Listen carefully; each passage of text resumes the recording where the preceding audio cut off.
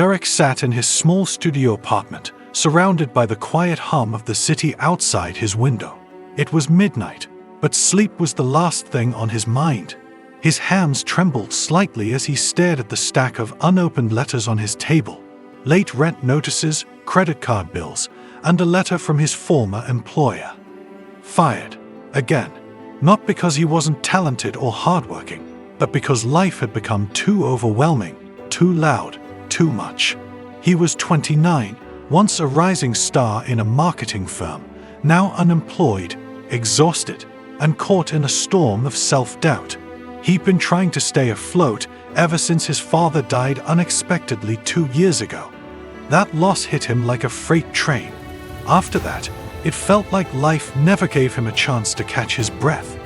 He had to support his younger sister through college, handle his mom's medical bills, and figure out how to survive in a world that didn't wait for anyone. Derek wasn't lazy. He wasn't weak.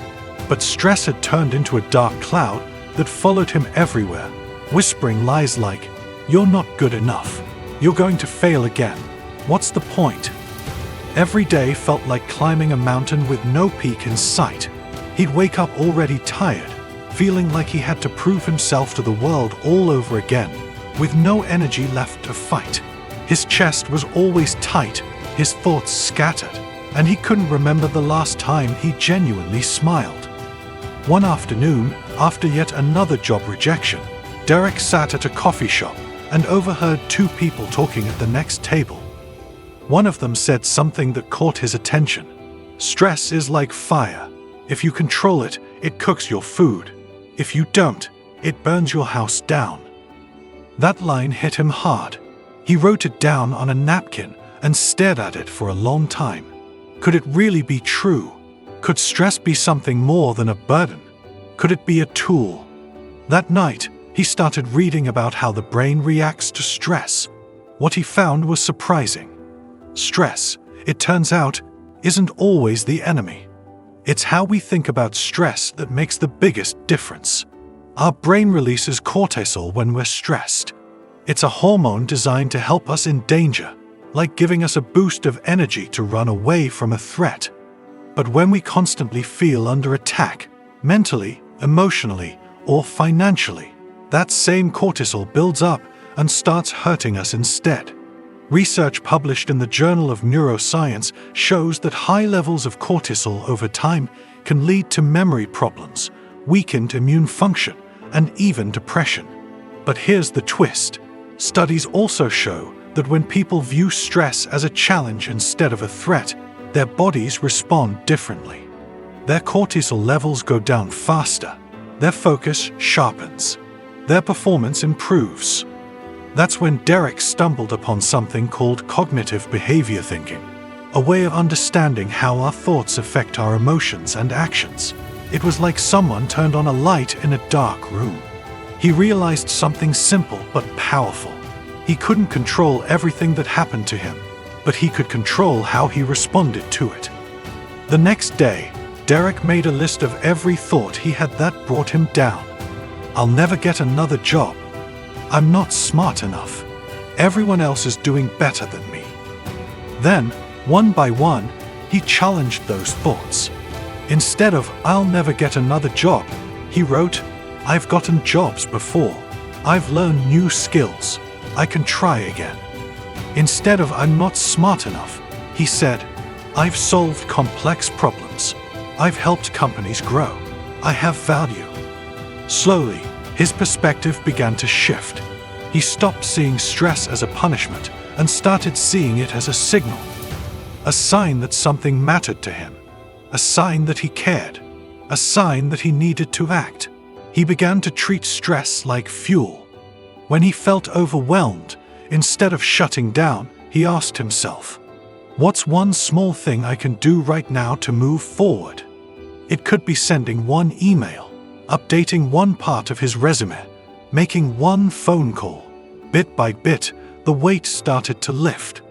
Derek started waking up earlier, not because he had to, but because he wanted to. He began running in the mornings, letting his body burn off that cortisol. After his jogs, he felt clearer, lighter, more focused. His thoughts weren't perfect, but they weren't controlling him anymore.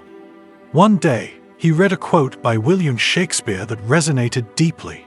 "There is nothing either good or bad, but thinking makes it so." He realized that stress wasn't ruining his life. His thoughts about stress were. Science backed him up. In 2013, researchers at the University of Wisconsin-Madison followed 30,000 adults for 8 years. They found that people who experienced high stress had a 43% increased risk of dying, but only if they believed stress was harmful. Those who didn't see stress as dangerous, they had the lowest risk of death, even lower than those with low stress. It wasn't the stress that was killing people. It was the belief that stress was killing them. Derek smiled when he read that. For the first time in years, he felt like he had power again. Over the next few months, things didn't magically get easy. But Derek was different. He turned every stressful moment into a question. What can I learn from this? What does this teach me about myself? How can I grow from this? He finally landed a job, not in a big corporation, but at a startup where he could be creative and lead projects. The pay wasn't as high, but the meaning was. He shared his story with his younger sister, who was stressed about her final exams. He told her, "Stress means you care, but don't let it bully you. Use it. Let it sharpen you." She smiled and said, "That actually helps." Stress didn't go away in Derek's life, but it changed forms. It became his coach, not his enemy.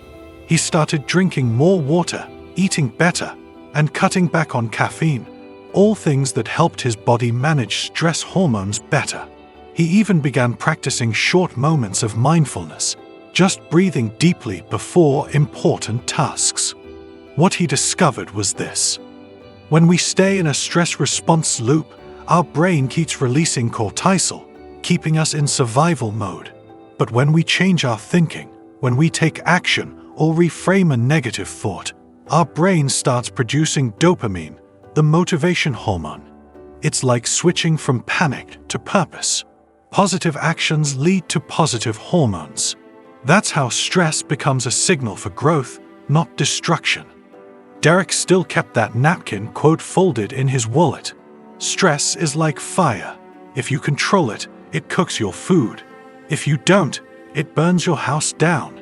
He read it every time life felt heavy. Because now he knew, stress didn't have to crush him. It could push him forward. He just had to decide what to believe. Whatever stress you're carrying right now, remember, it means you care. It means you're trying. And that's already powerful. Don't let stress be the weight that breaks you. Let it be the force that builds you. Turn your pain into purpose, your fear into focus, your stress into strength. You are stronger than your worst day, and your comeback starts now.